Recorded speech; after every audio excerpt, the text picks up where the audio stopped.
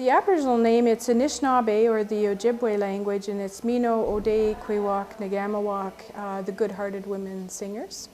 That name was given to us by Elder Jean Becker, who founded our drum circle in 2003. The women are led by Kelly, who you've already met. Kelly is of Sami, Indigenous, and Settler Irish heritage. She's a songkeeper and is facilitating the women's drum group for about 12 years. She follows the teachings passed on to her by community elder Jean Becker, who started the drum 9 years ago. I had a friend, Barbara Waterfall, who was a drummer and knew a lot of songs. She had a huge repertoire of songs, traditional songs. So I asked her if she would start a drum group with me so that the women in the community could get together and drum together and sing together. So really it was just wanting to create community among the women.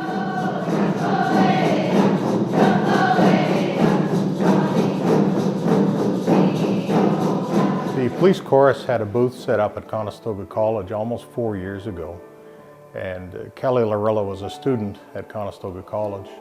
So as she was walking by, she looked and she saw that it was a male chorus.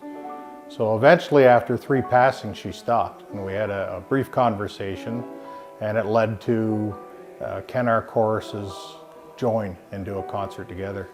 And this is the end result of that little session 4 years ago.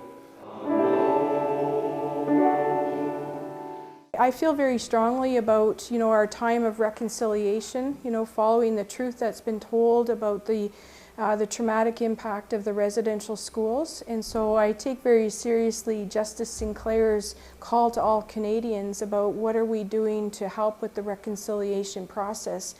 And so, in one way, we're doing it through song. And so all cultures have song, and that could be the common ground that brings us together.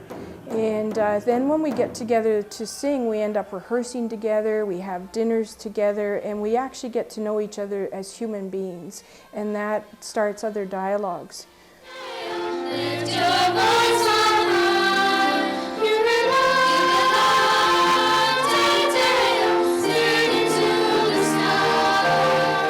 I'm so grateful to Kelly Lorela and to Bob Brown, because it was the two of them that initially made contact with each other and talked about doing this. And the relationship between Indigenous people and the police is so toxic and has been for such a long time, 300 years. And I really, when we're together on the stage with all those men in uniform, it's such a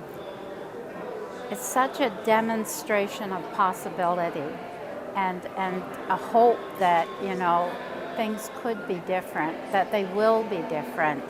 So it means a great deal to me and to our community.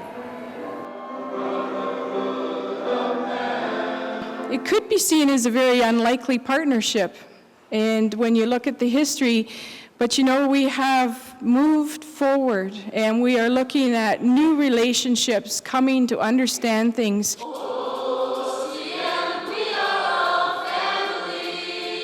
We were very excited to be a part of the first one, and I've since developed really great friendships with both Kelly and Bob Brown and the women's groups. So it was a very natural thing for us to extend it to this year as well.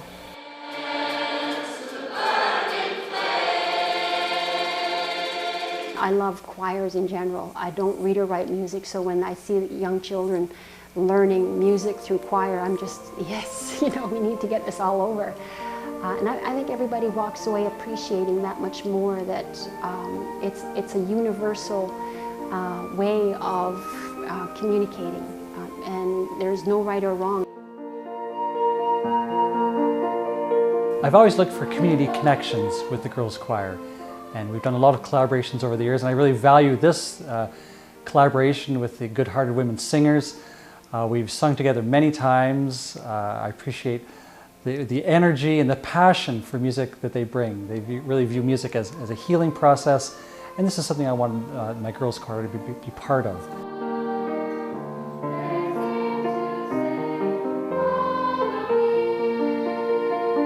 To me, it's been a wonderful experience, just bridging the communities, getting together with people we didn't know a lot about the history and have shared a lot, and really the whole truth is we're all one, we're all the same.